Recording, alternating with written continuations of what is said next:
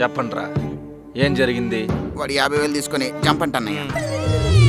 నేను అప్పటి నుంచి చెప్తూనే ఉన్నాను కదరా వాడు ఫ్రాడ్ అని, మీరేం లేదు. నేను కాదన్నయ్య, చేసిందంతా వీడే.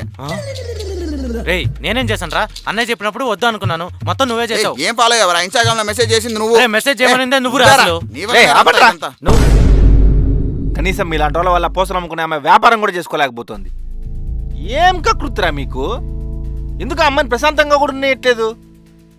మీలాంటి వాళ్ళ వల్ల ఒకళ్ళ జీవితాలు నాశనం అయిపోతున్నాయి. అది అర్థం కావట్లేదు మీకు.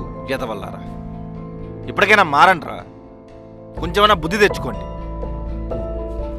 మీరు మీ కకృతి. ఛ!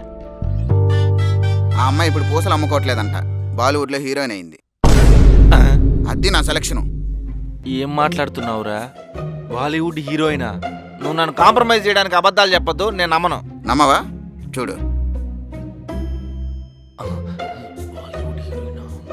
బాలీవుడ్ హీరోయిన్ కక్కుర్తి మాలాంటి కక్కుర్తి కాలని కించపరచొద్దు అన్నయ్య.